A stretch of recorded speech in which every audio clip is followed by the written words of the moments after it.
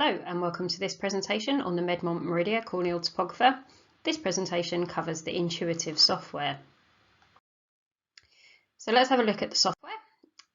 Here we have our basic representation of our corneal topography. So this is the image that would pop up immediately if you opened a topography map. So you've got your colour-coded map. Here we have it in axial curvature. So this is the curvature map. Axial representation means that these curvatures have been calculated back to a central spherical axis. We can see on the left hand side what curvature has been assigned to what colour. So you can see that our greens in the centre are our central Ks of around sort of 790 to 8. And then it flattens out towards the blues. If you had a steeper cornea, you would have some more reds and oranges in there. It shows us up here in this top menu that we have our SIM-K sets to auto, and because this is an axial curvature map, that's millimetres. So that means that over here on the right we have our Ks in millimetres. So we have our flat K and our steep K. So if all you were wanting to do with this map is replace your keratometer and get your flat and steep Ks, then there they are on your right hand side. You can also choose from the drop down menu axial power. Axial power is very similar, the maths are pretty much the same, but what it does is it assigns dioptric powers to the colours rather than curvatures in millimetres. This is something that's much more common in North America, for example, and this is how they measure their corneal radius is actually in diopters. If we go for the auto SIM-K units as we had before, you can see now that the flat and steep Ks are also shown in diopters.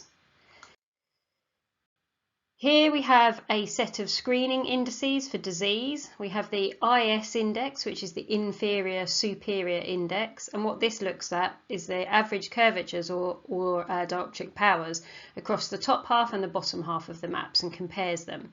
Because as you can imagine, in a normal eye, the top and bottom are going to be pretty equal to one another. It's a traffic light system, so you can see here that it's green, so this means it's a normal eye. An amber orangey colour would indicate that it was a suspicious eye, and a red would indicate that we're fairly likely that there's a disease process going on, or at least something irregular. SAI, the middle one, is the surface asymmetry index, and this calculates the looks at the two oblique meridians and again looks for symmetry in those. So if there's a difference there, again that can be an indicator of an irregular cornea. The SRI is the surface regularity index, and this is a really useful tool because it looks at the regularity within the pupil zone. So that's our black ring that we have drawn on in the middle there. The instrument has detected that pupil because of the difference between the dark pupil and the lighter coloured iris, and it's drawn that in for us. So that this is this patient's pupil. And that SRI allows us to see how regular it is across the pupil, therefore indicating to us approximately how likely the patient is to see well with this cornea. Now, it's not a perfect system, but it does focus it down to that central zone.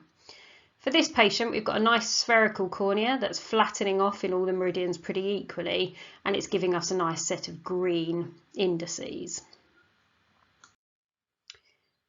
As I mentioned, this is a drop-down menu up here. So what we can do is drop that menu down and you'll see all the different types of maps that you're able to display. The change in display here is a change in the way that the instrument calculates the curvatures and shows the maps rather than different captures. All of these are done on the same capture.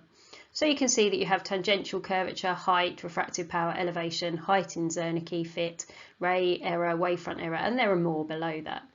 But what we'll concentrate on here is really just the two that you're most likely to use most of the time. So we're going to select a tangential curvature map.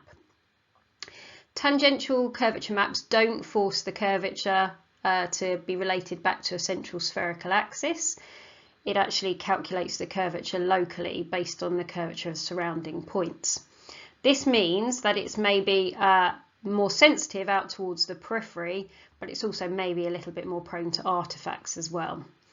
The general rule of thumb is that you use the axial map, which is incredibly accurate in the central 3 millimeters or that corneal cap, to give you an idea of how well the patient is likely to see. and you use your tangential map for anything that's further out into the mid-periphery and periphery, because it's more sensitive than the axial map out there. So you can see that the appearance has changed a little bit. We've still got the same green curvatures in the centre, but it appears that the cornea is much flatter in the periphery. Now, neither one is true or not true, it's just a different representation. And combining looking at both in this easy way using the drop-down menu is the best way to get the best idea of your corneal shape. Thank you very much.